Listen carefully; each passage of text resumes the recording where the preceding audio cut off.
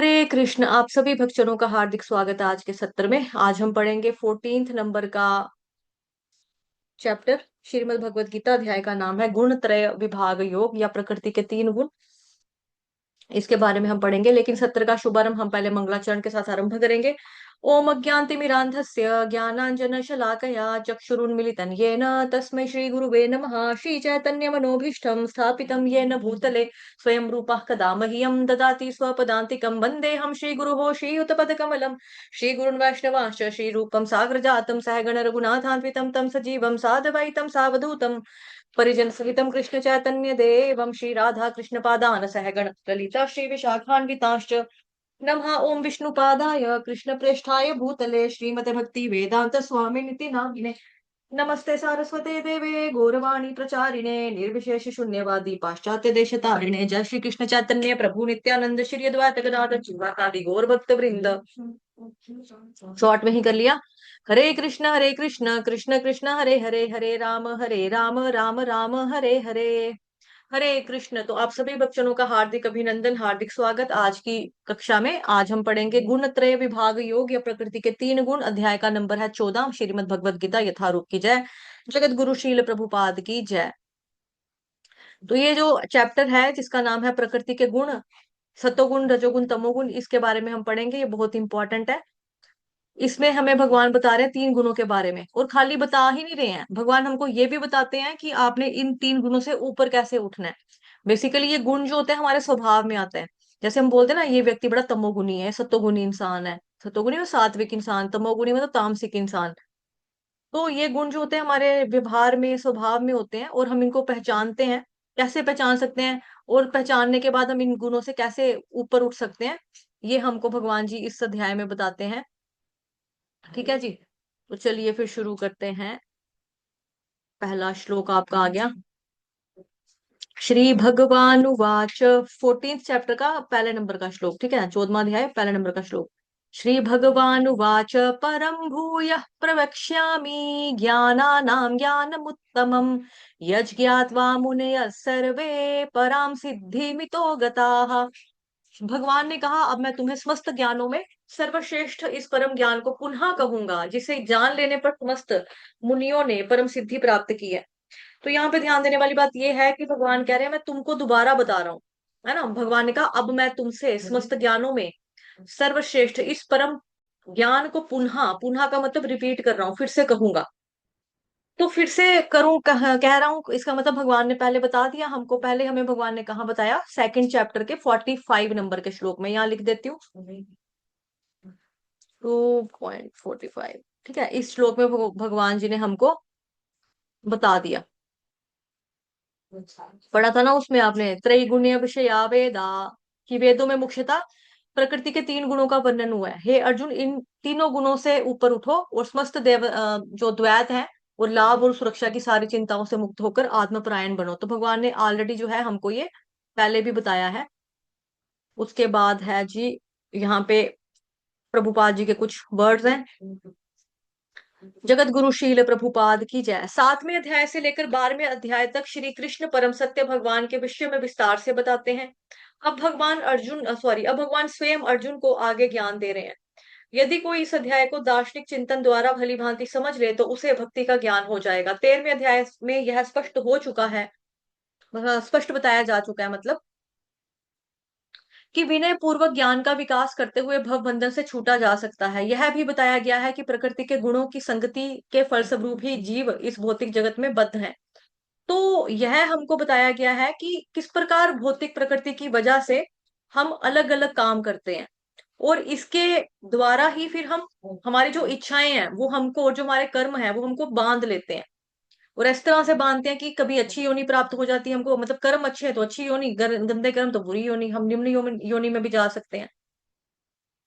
अब इस अध्याय में भगवान स्वयं बताते हैं कि वे प्रकृति के गुण कौन कौन से हैं, वे किस प्रकार क्रिया करते हैं, किस तरह से बांधते हैं, और किस तरह से मोक्ष प्रदान करते हैं।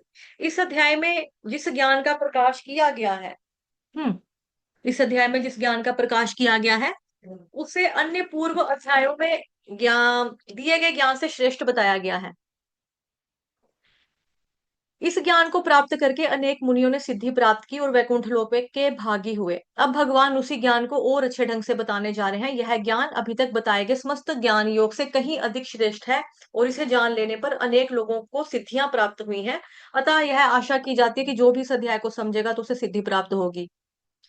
तो ज्ञान योग हमारा 13 चैप्टर से शुरू हुआ, यानी कि कल से, क्योंकि उससे पहले 7 से लेके 12 चैप्टर तक क्या था, भक्ति योग था। उससे पहले वाले कर्म योग थे 1 से 6 तक। अभी यहाँ से हमारा क्या है, ज्ञान योग।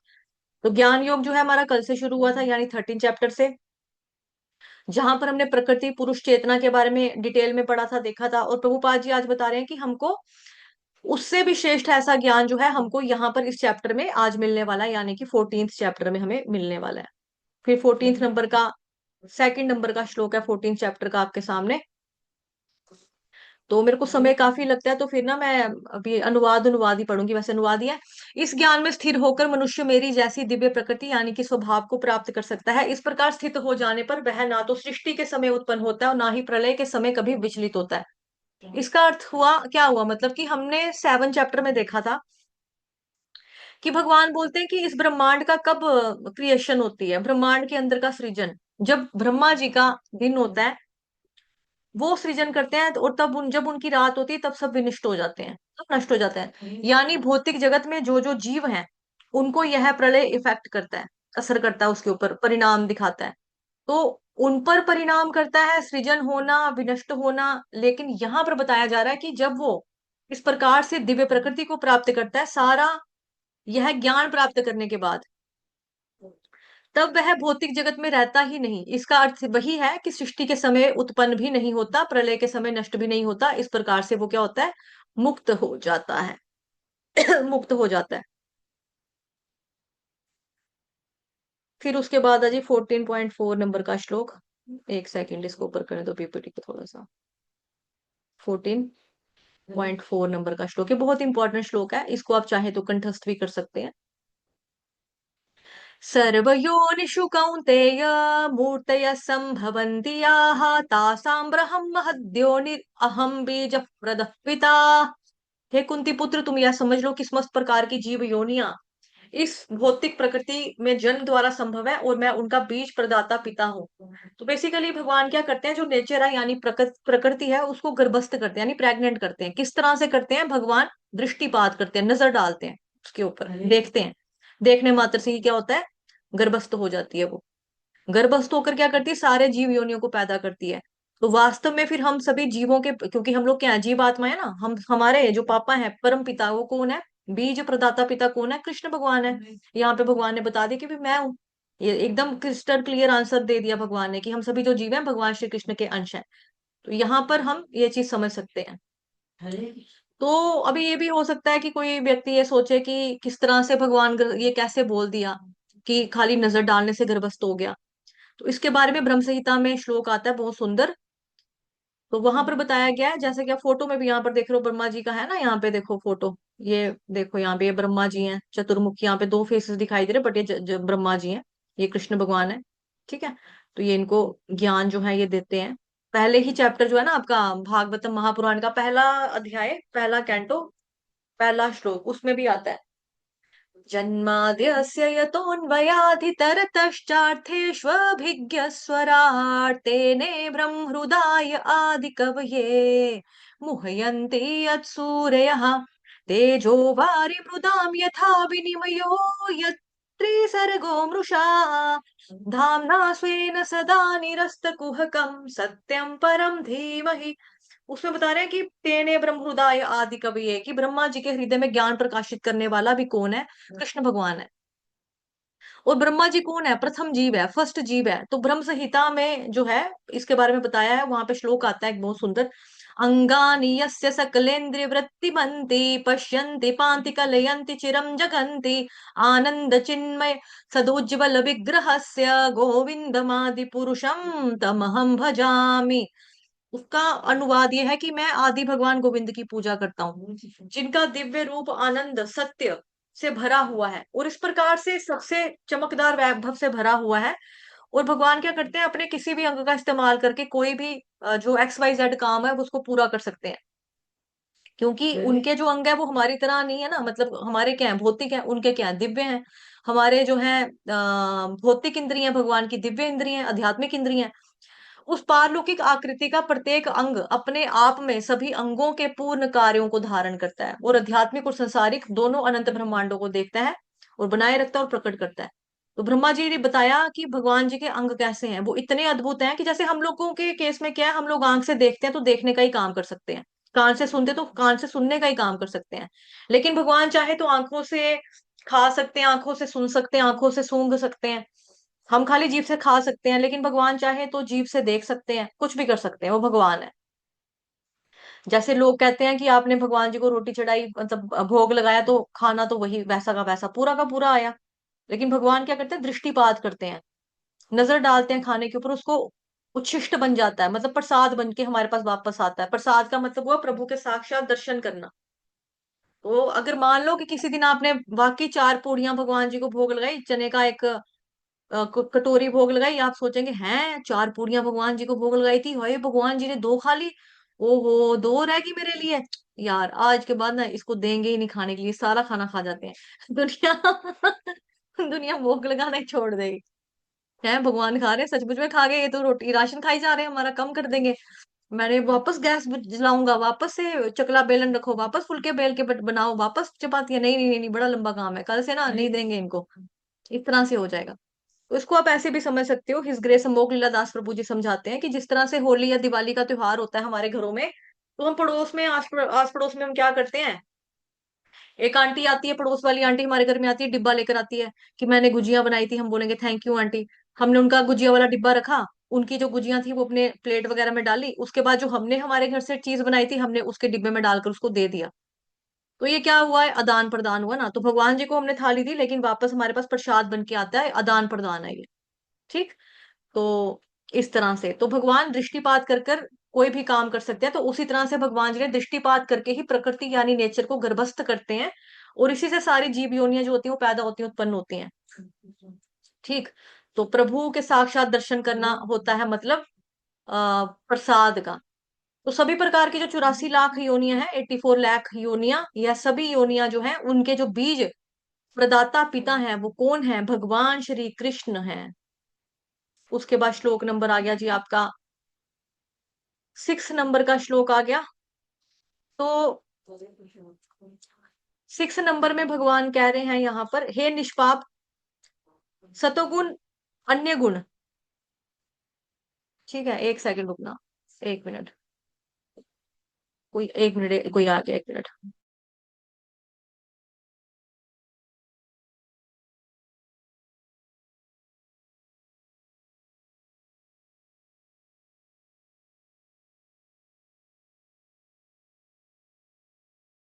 हरे कृष्ण जी। हे निष्पाप सतोगुण अन्य गुणों की अपेक्षा अधिक शुद्ध होने के कारण प्रकाश प्रदान करने वाला है, और मनुष्यों को सारे पाप कर्मों से भी मुक्त करने वाला है। तो लोग इस गुण में स्थित जो रहते हैं वे सुख और तथा ज्ञान के भाव से बंध जाते हैं। तो यहाँ पे बेसिकली भगवान जी हमको सत्वगुण के बारे में बता रहे हैं कि जो सत्वगुण है इन तीनों गुणों से सर्वश्रेष्ठ है, बेस्ट है। वो क्या क्या करता है, प्रकाश प्रदान करता है, यानी कि ज्ञान का प्रकाश। डार्कनेस को क्या किसको बोलते हैं, डार्कनेस बोलते हैं ना अंधेरे को। अंधेरा का मतलब क्या, अज्ञानता का अंधेरा। तो अज्ञानता कैसे दूर होगी, जब हमारे दिल में ज्ञान का प्रकाश प्रज्वलित होगा, हमारे मन से ज्ञान अज्ञान दूर होगा। तो ये कौन सा ज्ञान है, भौतिक ज्ञान तो नहीं है, ये कौन सा आध्यात्मिक ज्ञान है। तो लेकिन इसके बारे में जो नॉलेज है कि हमको ये पता लगे कि भाई ये जो है हम खाते हैं चीजें, सत्वगुण रजोगुण तमोगुण वाला जो हिसाब किताब है हमारा, अगर हम ये चीज सोचें तो उस हिसाब से भी हमारा क्या है कि मतलब ये क्या चीज है, ये हमारा जो ज्ञान है। क्योंकि देखो हम भौतिक ज्ञान ही है, बिकॉज हम भौतिक जगत में रहते हैं ना। लेकिन बात ये आध्यात्मिक है, क्योंकि जब तक हम आध्यात्मिक भी नहीं होते हैं हमको कहाँ पता लगता है कि लहसुन प्याज नहीं खाना, हमको कहाँ पता लगता है कि मीट अंडा खाना गंदी बात है, मतलब गंदी बात मतलब पाप है, हमें नहीं पता लगता ना।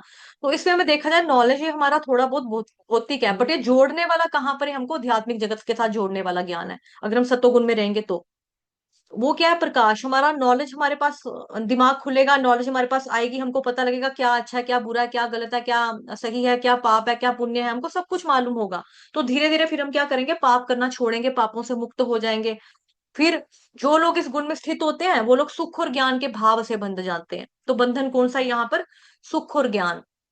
जो ऐसे लोग होते हैं, जो अच्छे पढ़े लिखे लोग होते हैं, संपन्न लोग होते हैं, वो कैसे समझते हैं कि मैं सामान्य लोगों से मैं वरिष्ठ हूँ, यानी अच्छी स्थिति में हूँ, मैं सुखी हूँ, मेरे पास धन है, दौलत है, घर है, पैसा है, अच्छा परिवार है, फैमिली है। उनको लगता है सुख और ज्ञान, मैं कितनी सुखी हूँ, और उनको लगता है मैं कितनी ज्ञानी हूँ या कितना ज्ञानी हूँ, और इस ज्ञान की वजह से ही मैं दूसरों से अलग हूँ, सामान्य लोगों से मैं बेटर हूँ। तो ये उनके एक तरह का क्या बन जाता है, बंधन का कारण बन जाता है। तो चाहे सत्वगुण हो, रजोगुण हो, तमोगुण हो, इन तीनों गुणों में ही हमको नहीं आना है। बट हाँ, सतो भगवान भागवतम महापुराण में बताते हैं कि रजो भी नहीं होना चाहिए, तमो भी नहीं होना चाहिए, तो व्यक्ति में कम से कम सतोगुण तो हो, क्योंकि सतोगुण में उसका दिमाग खुलता है और वो ज्ञान लेने के लिए रेडी रहता है कि भाई हाँ मेरे को ज्ञान चाहिए, और अपनी भक्ति की जो प्रोग्रेस है उसमें लग जाता है कि भक्ति में कैसे आगे बढ़ो। ठीक है। उसी तरह से बताया जा रहा है कि ये भी आपके बंधन का कारण है। अब बंधन तो बंधन है ना, चाहे आप कोई जेल में जाए बंदा, जेल में जाएगा तो वहां पर व्यक्ति सोचे कि भाई जेल में जो जाता है उसको तो लगी है, एक व्यक्ति बोल रहा है मेरे को तो सोने की हथकड़ी लगी है, एक कह रहा है मेरे को पीतल की लगी है, दूसरा कहेगा मेरे को तांबे की लगी है, एक कहेगा मेरे को लोहे की लगी है। तो हथकड़ी है ना, चाहे आपकी हथकड़ी सोने की या चांदी की है, चाहे आपकी हथकड़ी में डायमंड लगे हो, नग लगे हो, मोती लगे हो, पर हथकड़ी हथकड़ी है, कैद कैद है, आजादी आजादी होती है, उसी वे में। फिर है जी, उसके बाद आपके पास आ गया श्लोक नंबर 7। हे कुंती पुत्र, रजोगुण की उत्पत्ति असीम आकांक्षाओं तथा तृष्णाओं से होती है, और इसी के कारण यह देहधारी जीव सकाम कर्मों से बंध जाता है। तो कर्म जो है बेसिकली, यह बंधन कौन सा है, सकाम कर्म, यानी मुझे ये मिलना चाहिए, मैंने ये पाकर रहना है, मैंने इसको पाने के लिए मैं इतनी मेहनत कर रही हूँ, इतना काम कर रही हूँ, इतना कार्य कर रही हूँ, इस प्रकार से जो कर्म होते हैं वो कहलाए जाते हैं सकाम कर्म। तो सकाम कर्म जो है उनके बंधन का कारण है। और उसका स्वभाव कैसा होता है, उसकी ये रजोगुण की उत्पत्ति कहाँ से होती है, मतलब बहुत सारी इच्छाएं हैं, मेरे को ये लेना है, मैंने ये लेना है, मैंने ये लेना है, मैंने ये खाना है, मेरे को ये चाहिए, मैंने ये पहनने हैं कपड़े, मेरे पास ये म्यूजिक सिस्टम होना चाहिए, मेरे पास ये वाला एप्पल का फोन चाहिए, मेरे को अब नया सीरीज निकला है, मेरे को वही वाला लेना है, मेरे को ऐसा घर बनाना है, मेरे को ये वाली गाड़ी चाहिए, यही वाली ही गाड़ी चाहिए। लिटरेचर में भी हूँ, मेरे को ये नहीं पढ़ना, मेरे को यही पढ़ना है, यही यही यही। तो इच्छाएं इनकी होती हैं XYZ, अनंत इच्छाएं होती हैं। और इच्छाएं कैसी होती हैं, कभी भी तृप्ति नहीं होती इनकी। हिस ग्रेस मोगलीला दास कहते हैं आसक्ति, आसक्ति का मतलब होता है जो आ तो सकती है लेकिन जा नहीं सकती। और तृप्ति जो होती है कभी भी नहीं होती है, दिल मांगे मोर, हमेशा इनकी फीलिंग होती है दिल मांगे मोर। आप एक इच्छा पूरी करोगे 10 और पैदा हो जाएंगी उसी के बराबर, उससे भी बड़ी बड़ी इच्छाएं पैदा हो जाएंगी, होता ना ये।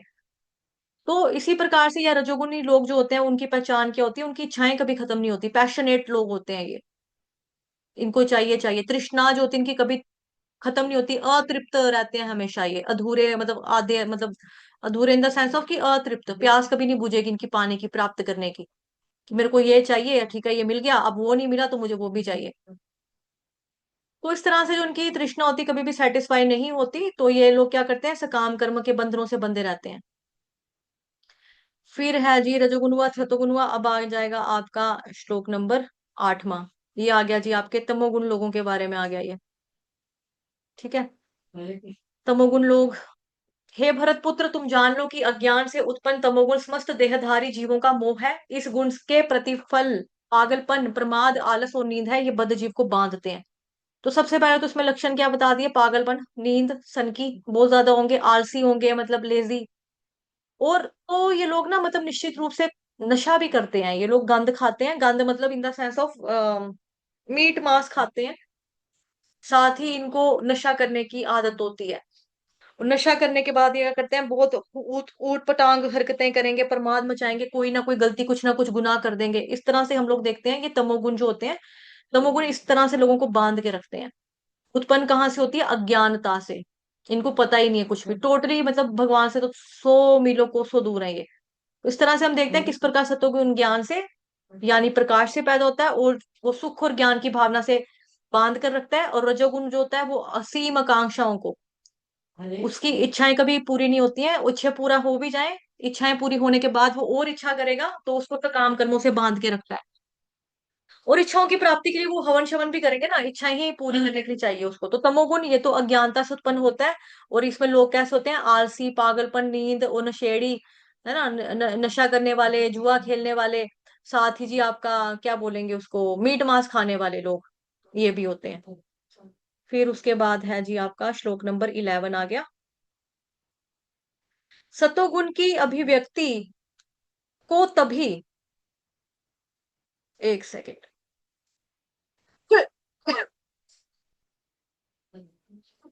सतोगुण की अभिव्यक्ति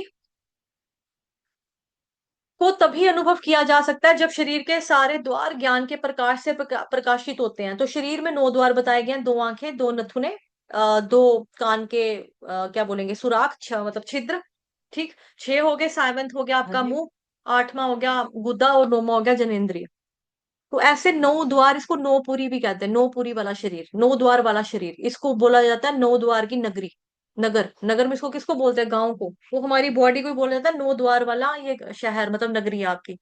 तो भागवत महापुराण में इसके बारे में एक उल्लेख आता है, सुंदर सी एक कथा आती है, वहां पर ये वर्णन किया गया है कि एक जीव जो है वो 9 द्वारों के शहर में जाता है, और वो किस तरह से अलग अलग तरीके से मोहित होता है, और कैसा, कैसे अपनी जिंदगी चलाता है, बहुत अच्छा बताया है। तो ये 9 द्वारों वाला जो हमारी बॉडी है, शरीर है, जो नगर है, हमको मिला हुआ है, तो वो कब ज्ञान के प्रकाश से प्रकाशित होगा, यानी कब सभी द्वार हमारे अच्छे रूप से कार्यरत होंगे, जब हम सतोगुण में रहेंगे तब। तो जैसा मैंने बताया ना, भागवत महापुराण में पहले कैंटो के पहले स्कंद में ही आपको मतलब पहले स्कंद में ही मिल जाता है कि वहां पे बताया जा रहा है कि सतोगुण में तो कम से कम रहना चाहिए इंसान को। सतोगुण में व्यक्ति को हेल्दी फील होता है, अच्छा लगता है, अच्छी अच्छी चीजें खाता है, ताजा फल, ताजी फ्रूट्स, ताजियां सब्जियां खाएगा, भगवान जी को भोग लगाएगा, और हेल्थ अच्छी रहेगी, उसको कहते हैं सतोगुण में है व्यक्ति। फिर है जी उसके बाद आपका, ये 11 हुआ, ये आ गया जी 12 नंबर का श्लोक। हे भरत वंशियों में प्रमुख, जब रजोगुण में वृद्धि हो जाती है तो अत्यधिक आसक्ति, सकाम कर्म, गहन उद्यम तथा अनियंत्रित इच्छा और लालसा के लक्षण प्रकट होते हैं। तो यह गहन उद्यम जो आजकल हम देखते हैं, सुबह से उठकर रात तक पापी पेट का सवाल है, पेट पालने के पीछे इंसान दौड़ता रहता है, भागता रहता है, यह गहन उद्यम, दूसरा कुछ नहीं कर पाता। लेकिन ये है क्या, ये रजोगुण है। यह कोई बहुत अच्छा गुण नहीं है कि आप दिन भर एक होते मतलब गधे के समान मेहनत करते रहो, पेट पालने के लिए काम करते रहो, इसको कोई अच्छा नहीं माना गया है। शिला भक्ति विनोद ठाकुर जी बताया करते थे कि उन्होंने एक आदर्श प्रस्थापित किया था कि देखो, भक्ति विनोद ठाकुर कौन थे, प्रभुपाद जी के गुरु पिता थे, गुरु के पिता मतलब। तो भक्ति विनोद ठाकुर जो थे वो जज थे, मैजिस्ट्रेट थे अंग्रेजों के जमाने में। उनके पास बहुत पैसा था, बहुत कुछ था, बहुत सोना था, सब कुछ था उनके पास।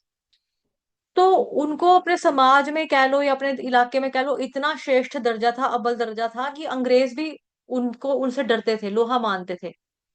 और इतना, उनकी जो डिसीजन मेकिंग थी बहुत ज्यादा फास्ट थी। जैसे हम लोग देखते हैं ना, कोर्ट में, कचहरियों में कितने कितने सालों तक एक केस जो होता है वो पेंडिंग पड़ा रहता है। लेकिन शिला भक्ति विनोद ठाकुर की एक खासियत थी कि वो बहुत जल्दी फैसला सुनाते थे, और केसेस को इतने योग्य तरीके से निपटा देते थे कि उनके जो फैसले होते थे वो लॉ ऑफ द लैंड बन जाता था, लॉ ऑफ द लैंड हो जाता था, मतलब लोग उसका पठन करते थे। मतलब उर्दू में बोलते हैं इसको कायदा बनना, मेरे को हिंदी में वर्ड नहीं पता इसका। उर्दू का वर्ड कायदा है बेसिकली, तो इंग्लिश में इसको बोलते हैं लॉ ऑफ लैंड। तो कायदा बन जाता था कि इतना अच्छा फैसला दिया इन्होंने, तो लोग उसको पढ़ते थे, इतने अद्भुत बुद्धिमान थे। तो अगर आगे आने वाले जज को भी कोई फैसला देना है तो वो रेफरेंस के रूप में उनके केस की स्टडी करके दिया करते थे कि हाँ उन्होंने भी ये दिया था। और भक्ति में, भक्ति के बारे में उन्होंने इतनी सारी बुक्स लिखी, मतलब आज भी हमारे सबके लिए गाइडलाइंस जैसी हैं टोटली। ग्रस्त थे, और तीनों क्षेत्र उन्होंने कैसे मैनेज किया, ग्रस्त की रिस्पॉन्सिबिलिटी भी है, भक्ति का भी है, और जो उनका जो करियर है, मतलब कि जज के रूप में कार्य कर रहे हैं वो भी है, तो ये सब कुछ वो करते थे। तो उन्होंने बताया था 24 घंटे में को कैसे डिवाइड करो, 8 8 8 में निपटाओ, मतलब इस तरह से डिवाइड कर दो। 8 घंटा आप अपने काम को दो जो आपको रोजी रोटी देगा, जहां से आपने कमाई करनी है, परिवार का पेट पालना है। 8 घंटे आप अपनी बॉडी के लिए दो, यानी जो खाना है, सोना है, बाथरूम जाना है, ब्रश करना है, जो भी आपकी क्रियाएं हैं, रेस्ट करना, ये भी चाहिए ना। इंसान सोएगा नहीं तो फिर कैसे अगले दिन काम करेगा, नौकरी पे कैसे जाएगा, या भक्ति भी कैसे ही करेगा। तो सोना भी जरूरी है। और जो बचे हुए 8 घंटे हैं निश्चित रूप से वो भक्ति के लिए ही दो, उसमें कोई खलल नहीं आना चाहिए। तो इस तरह से उन्होंने आदर्श स्थापित किया कि किस तरह से जीवन यापन करना चाहिए। तो आजकल हम देखते हैं कि गहन उद्यम, सवेरे इंसान जो होता है वो क्या करता है, 6 बजे उठता है, 6 बजे निकल जाता है, रात के 10 बजे तक क्या कर रहा है, खाली मेहनत की कमाई रोटी, मेहनत कमाई रोटी, रोटी रोटी रोटी रोटी, परिवार का पालन पोषण, रोटी रोटी रोटी रोटी, बस इसी रोटी में ही पूरा दिहाड़ियां निकल रही हैं, दिहाड़ियां मतलब दिन गुजर रहे हैं। और इंसान मृत्यु के नजदीक आ रहा है। वो आपने फोटो देखी होगी ना, गाजर वाली, एक गधा होता है, उसके आगे गाजर लगाई होती है, गाजर उसको खाने के लिए तो मिलती नहीं है, लेकिन जो उसका मालिक होता है वो उसको पूरा शहर उसे फिराता रहता है गाजर के लालच में। वो वैसे वाले गधे ही इंसान बनता जा रहा है आजकल। तो हमें उससे ऐसा नहीं करना है। 13 नंबर का श्लोक, जब तमोगुण में वृद्धि हो जाती है तो हे कुरुपुत्र, अंधेरा, जड़ता, प्रमत्तता और मोह का प्राकट्य प्राकट्य होता है। तो तमोगुणी लोग कैसे होते हैं? एडिक्ट हैं ये नशा पान करने के। एक जगह वो नशा करके पड़ा रहेगा, गंदगी में पड़ा रहेगा। आपने देखा होगा अपने मोहल्ले एरिया या सड़कों सड़कों के ऊपर व्यक्ति कुछ होते हैं नशा करके नाली के किनारे पड़े होते हैं, उनको मक्खियां काट रही हैं, उनको कुछ फर्क नहीं पड़ता, तो गंदगी में पड़े रहते हैं। तो अंधेरा क्या है? अज्ञानता का अंधेरा। और फिर जब यह लालसा पूर्ण नहीं होती, फिर ये नशे में रहते हुए बहुत बड़े बड़े अपराध हो जाते हैं इनसे, क्योंकि नशा इनको करना है ना।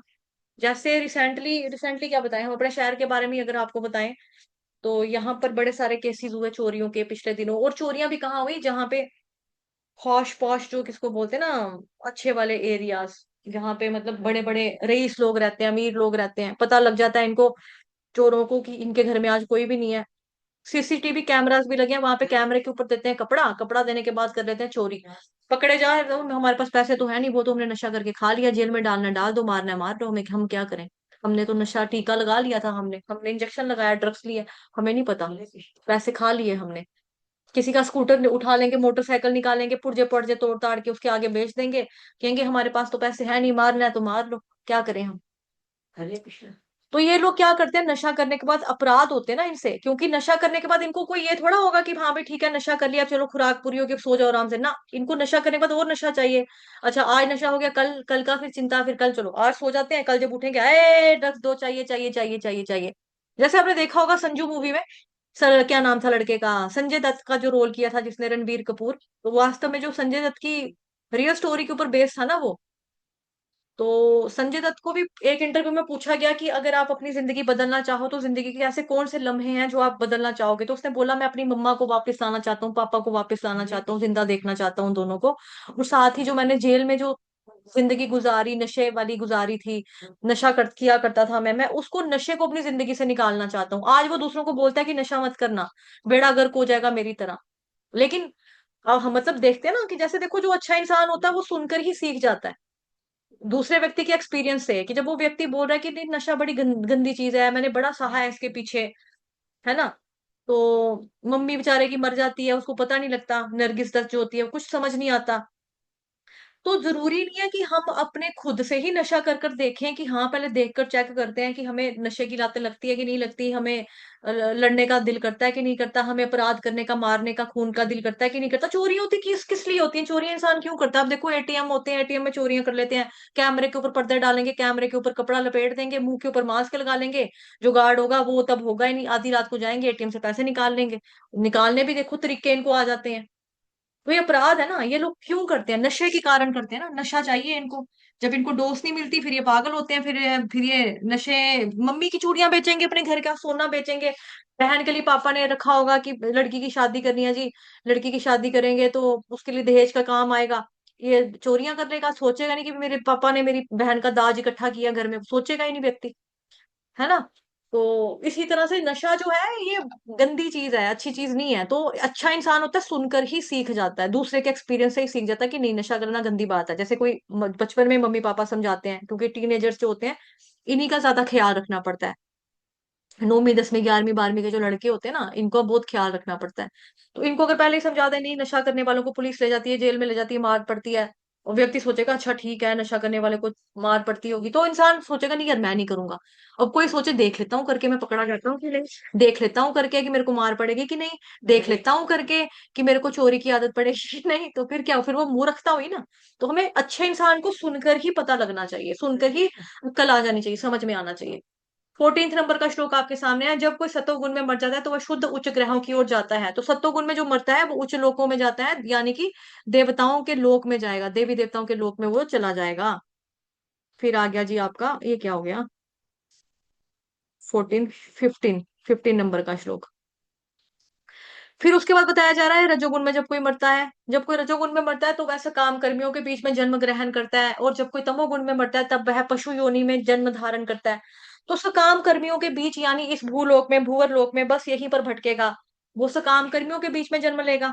और जो तमोगुण में मरेगा वो क्या करेगा, ये क्या बोलेगा, जानवर बनेगा।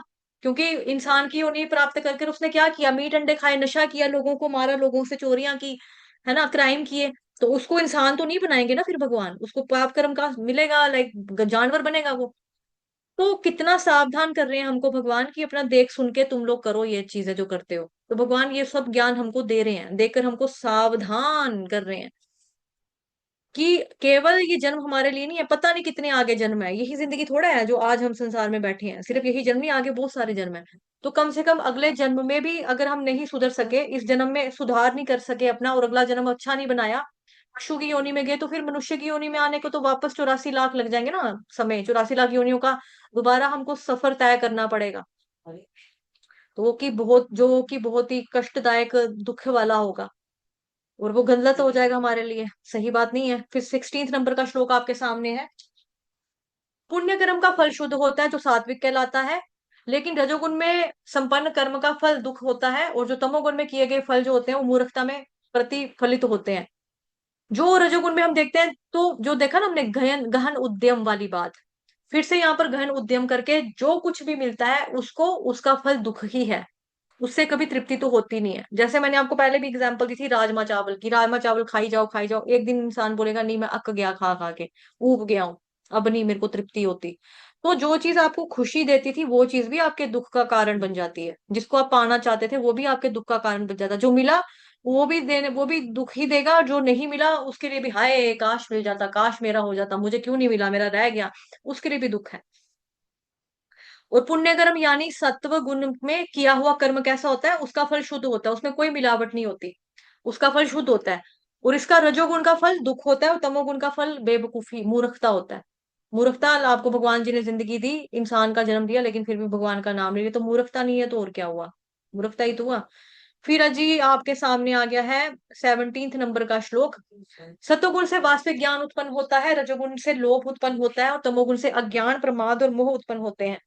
तो उस हर एक गुण से क्या उत्पन्न हो रहा है, यह भी हमको पता चल गया, गंतव्य क्या है, डेस्टिनेशन क्या है, कोई नर्क जा रहा है, कोई स्वर्ग जा रहा है, कोई ऊपर जाकर वापस नीचे आ रहा है, कोई जानवर की योनि बन रहा है, वह भी पता चला। गंतव्य यानी मतलब कि हमको सत्तो गुण में अगर करेंगे तो उच्च लोक में जाएंगे, रजोगुण में काम करेंगे सकाम कर्मियों की तरह, तो फिर सकाम कर्मियों के बीच में जन्म लेंगे, फिर तमोगुण वाला जानवर बनेगा। तो उत्पन्न क्या हो रहा है उससे, सत्वगुण से ज्ञान, रजोगुण से लोभ उत्पन्न हो रहा है, तमोगुण से अज्ञान प्रमाद और मोह जो है वो उत्पन्न हो रहा है हमारा। फिर है जी आपके सामने श्लोक नंबर 18। ऊर्ध्व गच्छन्ति सत्त्वस्था, मध्ये तिष्ठन्ति राजसाः, जघन्य गुण वृत्तिस्था, अधो गच्छन्ति तामसाः। मुझे भूल गया कि मैंने श्लोक ना पढ़ के टाइम सेव करना था, पढ़ लिया, चलो कोई नहीं। सतोगुणी व्यक्ति क्रमशः उच्च लोगों को ऊपर जाते हैं, रजोगुणी इस पृथ्वी लोक में रह जाते हैं, और जो अत्यंत ग्रहित तमोगुण में स्थित लोग हैं वो क्या करते हैं, वो नीचे वाले लोगों नर्क लोकों में जाते हैं।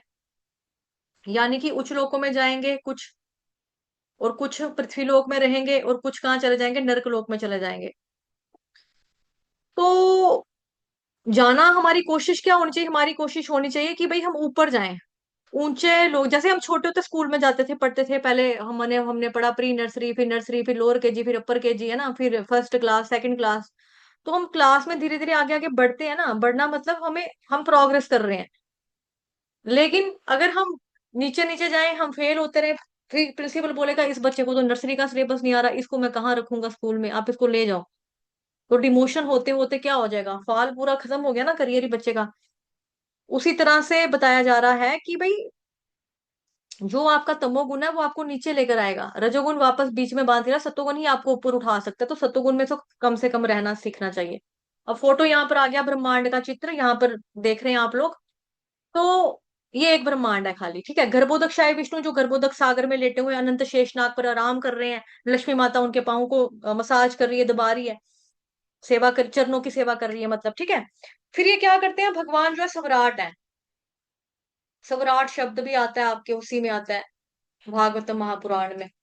स्वराट का मतलब कि भगवान जो है इंडिपेंडेंट है, यानी इस सृष्टि का निर्माण करने के लिए वो भगवान, जो भगवान है, लक्ष्मी की भी मदद नहीं लेनी पड़ती, वो अकेले ही काफी हैं, किसी की भी सहायता के बिना। उन्होंने क्या किया, कमल अपना जो पेट है, पेट में क्या हुआ, नाभि, नाभि में क्या हुआ, कमल खिला, कमल पे कौन आया, ब्रह्मा जी, उसको निर्माण कर देते हैं। फिर जो डंडी है, मतलब आप बीच में देख रहे हो ग्रीन ग्रीन कलर की, इसके अंदर क्या है, 14 हमारे सिस्टम है, प्लानिटरी सिस्टम है। हम लोग कहाँ पे, हम लोग मिडल में, पृथ्वी के ऊपर है।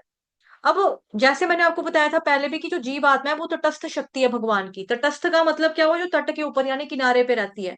मन कर रहा है पानी में जाके नहा लो, मन नहीं कर रहा है तो वापस अपने घर चले जाओ। तो उसी तरह से हम बीच में हैं, हम चाहें तो भक्ति करके ऊपर चले जाएं, हम चाहें तो भक्ति ना करें, गंदे गंदे काम करके नीचे आ जाएं। आपकी अपनी इच्छा, चॉइस इज यूअर्स।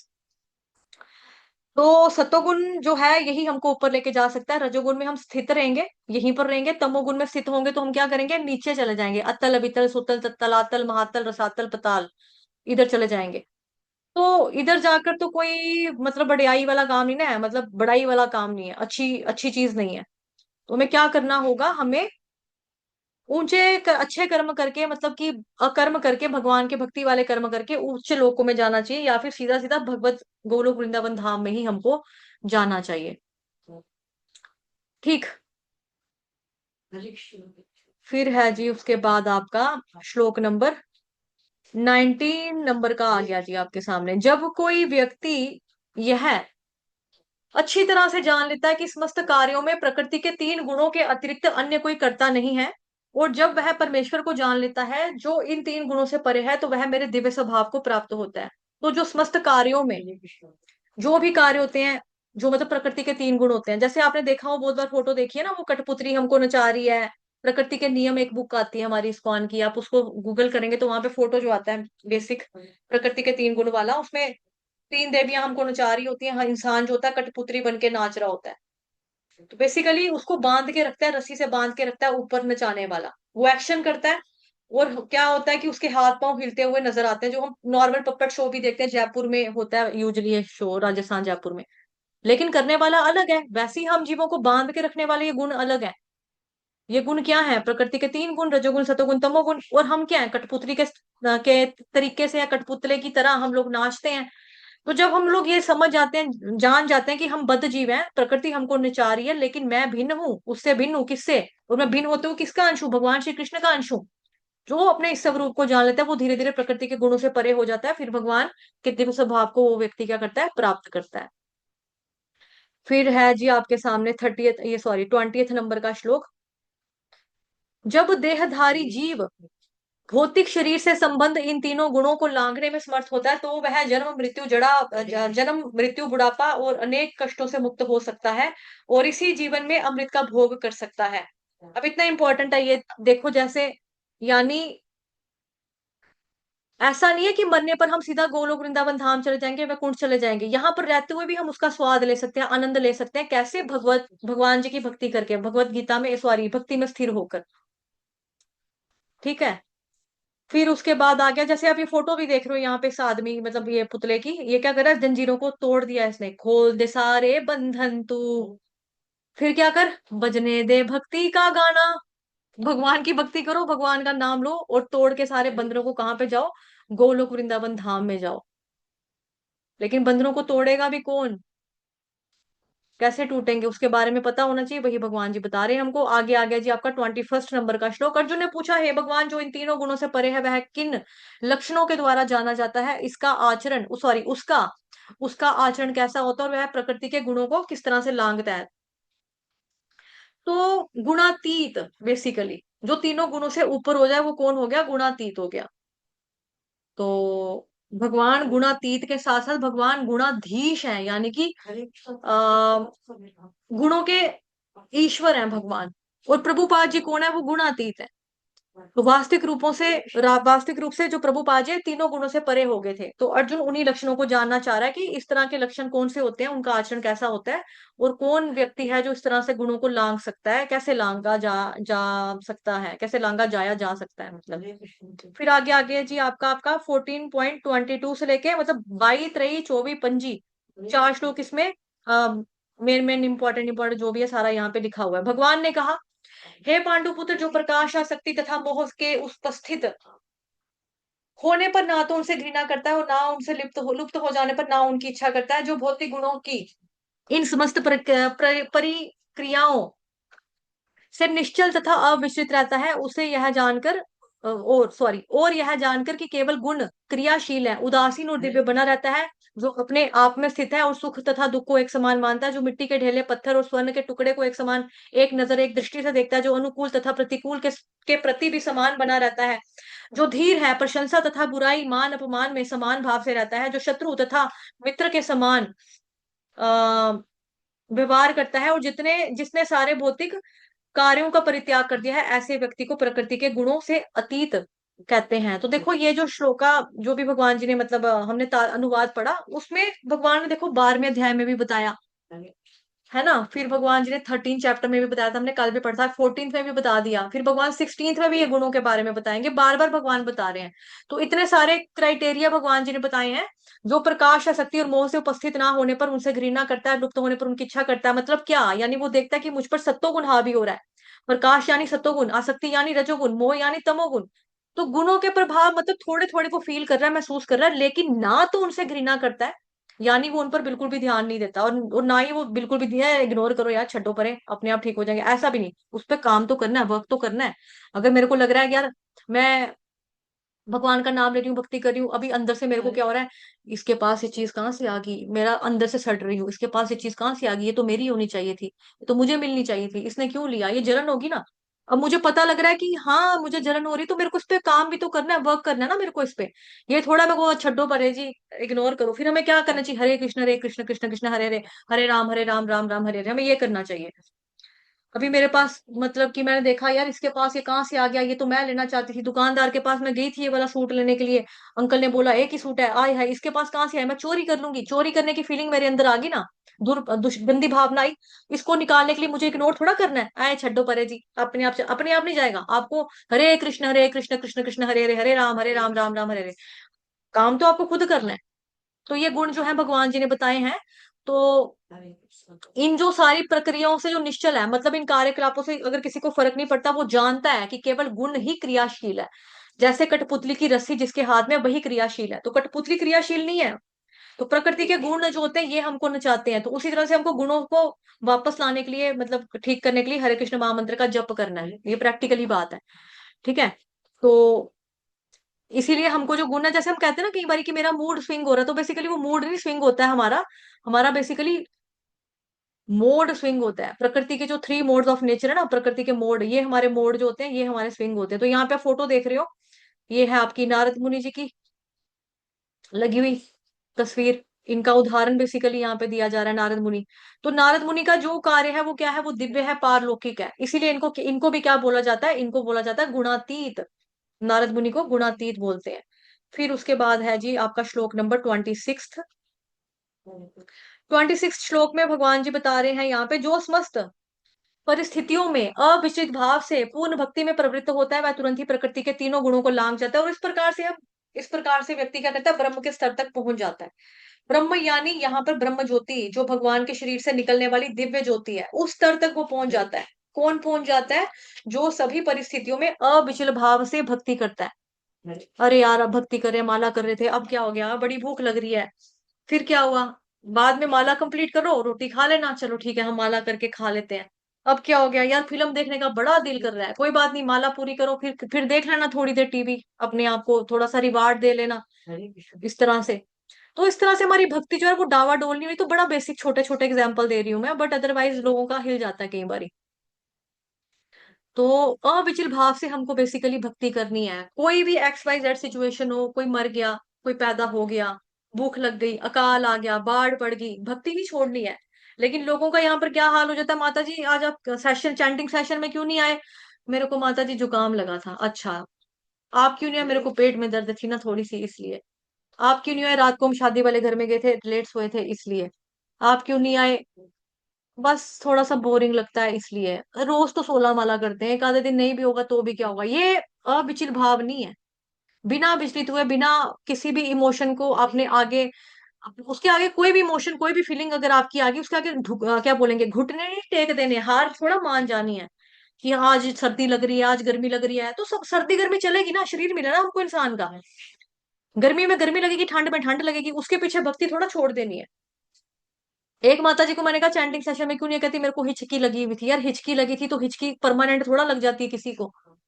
हिचकी का सोल्यूशन है ना, आप चीनी खा लो थोड़ी सी, पानी के 2-4 घूंट पी लो। आपको पढ़ाते पढ़ाते शायद आप ही की क्लास में मेरे को हिचकी लगी थी, पता नहीं मॉर्निंग वाले बैच में लगी थी। मैंने कहा 2 मिनट रुको, मैं 2 घूंट पानी के पी कर आऊं, मेरे को हिचकी लगी है।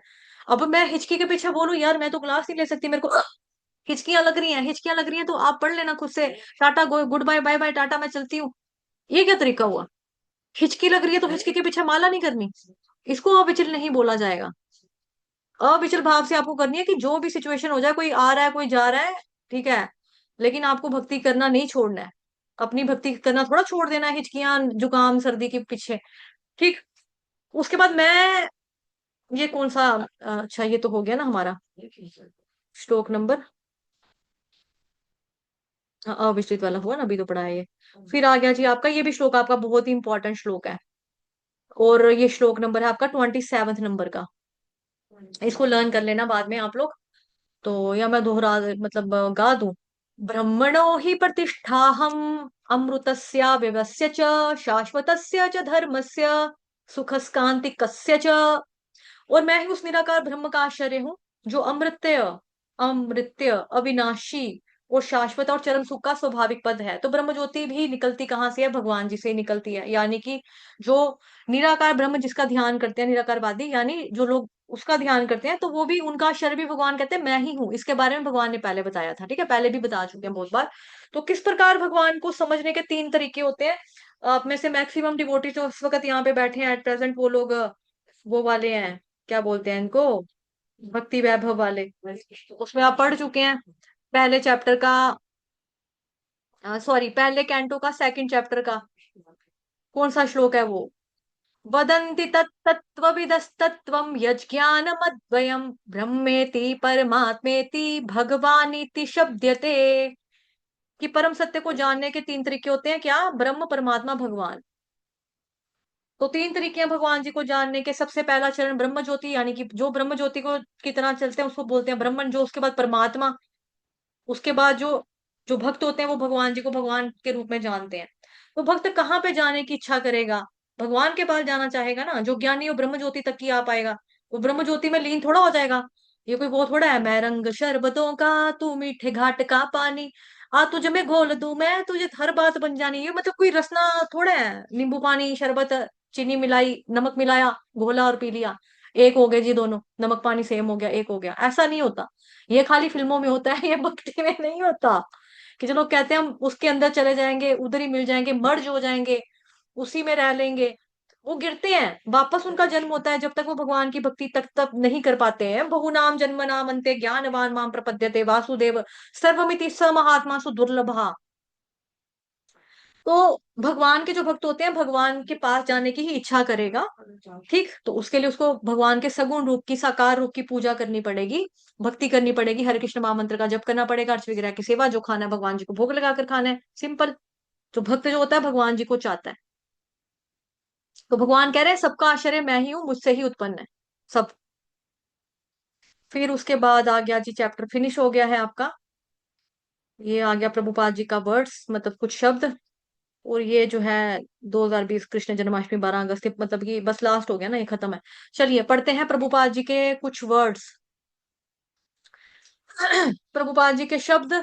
ब्रह्म का स्वरूप है अमरता, अविनाशिता, शाश्वतता और सुख। ब्रह्म तो दिव्य साक्षात्कार का शुभारंभ है। परमात्मा इस दिव्य साक्षात्कार की मध्य या द्वितीय अवस्था है, और भगवान परम सत्य के चरम साक्षात्कार हैं।